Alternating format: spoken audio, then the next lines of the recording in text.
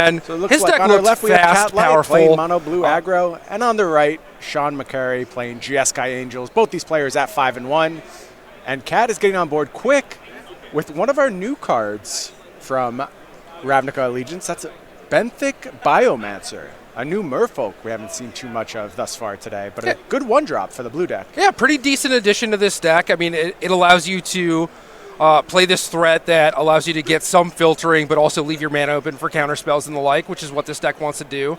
Unfortunately, it does not have the evasion theme that the rest of the deck has, so kind of brick-walled by things like Knight of Grace. Yeah, and what do you know? Sean McCary with the Knight of Grace looking to brick-wall that Biomancer right off the bat.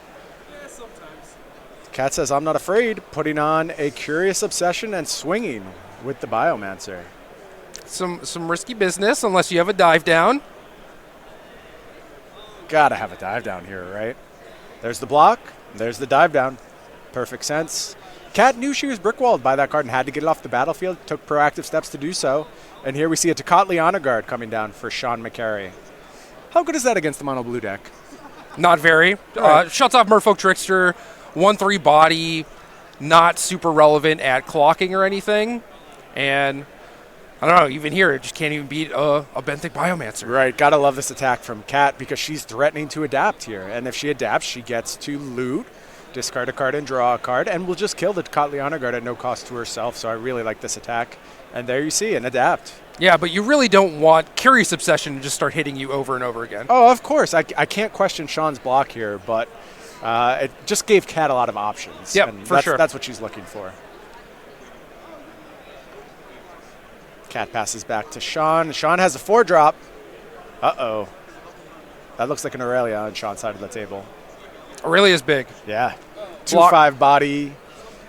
Able to attack, get vigilance. A lot of good blocks coming from that card.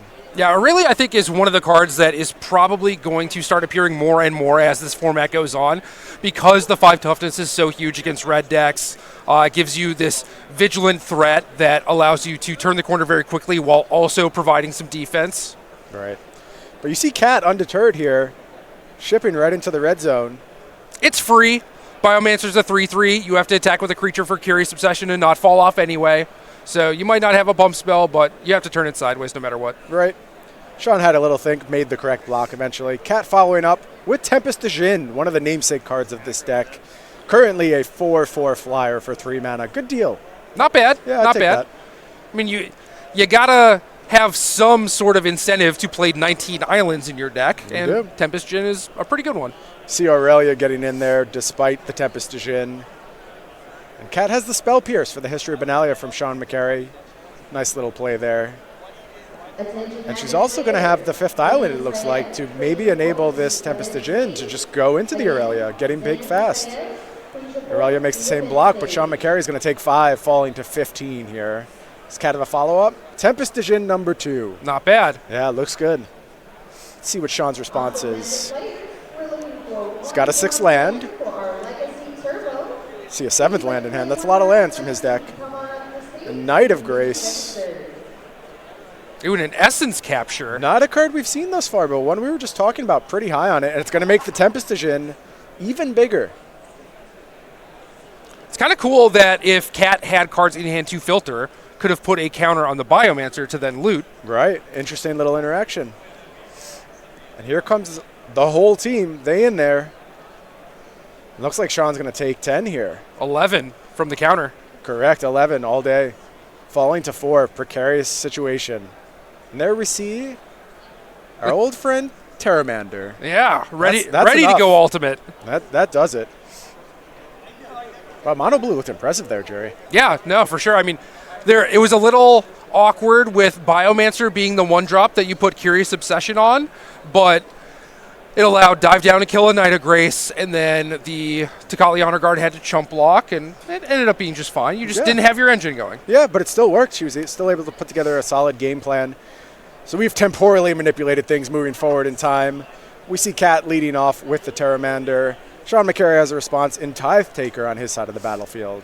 Tithe Taker is definitely one of the strongest cards in this matchup, but doesn't do a lot there. Nope, Curious Obsession might be the strongest card in the matchup. Yeah, Cat's going to draw a card, do 2 damage to Sean. He's going to fall to 18, and that's how the snowball starts. Cat looking to quickly get on board here in game 2 of this matchup. And Knight of Grace, that's another creature that doesn't fly. Didn't see a land there. Things are starting to get a little sketchy over on Sean McCarry's side. Yeah, at this point, your plan when your opponent is just drawing a bunch of cards off Curious Obsession is you just have to race them. Right. You're not going to beat them on card economy. You're not going to be able to destroy all of their threats or anything. You just have to take advantage of the fact that Mono Blue aggro does not play very well from behind. Right, Kat's going to do her best not to fall behind. We'll see what her play is here. Oh, she's got another one of those namesake cards. When this deck draws its Curious Obsession, Tempest de Djinns, it really looks impressive. Yeah, if you could play a 40-card deck, I'd be all about it. Yeah, I agree with you. Which is, kind of appropriate because it does have a lot of draft filler floating around in this deck. That is true.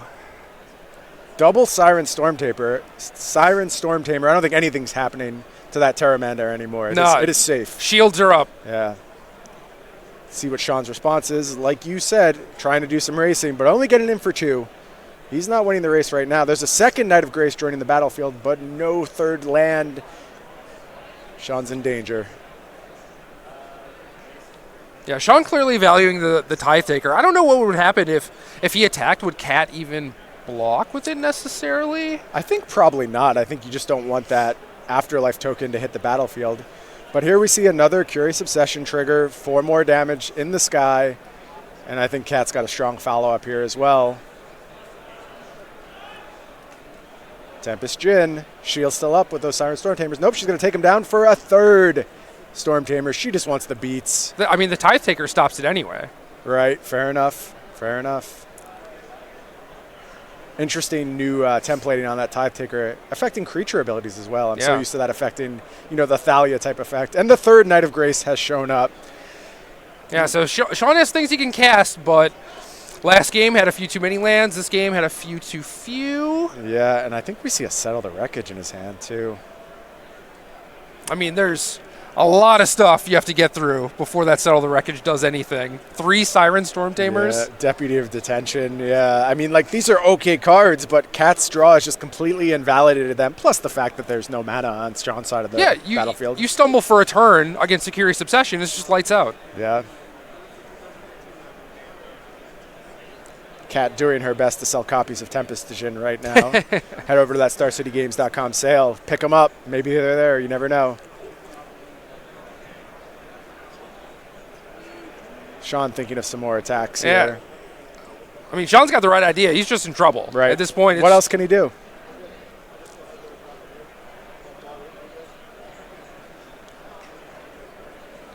Maybe get 4 points in.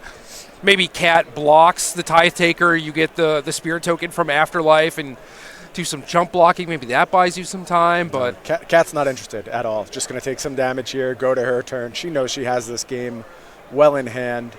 Looking to run away with it now. Here come those flying beats again. We're doing a lot in the air. That's 2, 3, 4, 8, 9. 9 damage coming Sean's way. Another card in Cat's hand. She have a follow-up here. She does. It's another Tempest Djinn. Passes the turn over to Sean. Sean draws another 3-drop History of Benalia, and that's going to do it.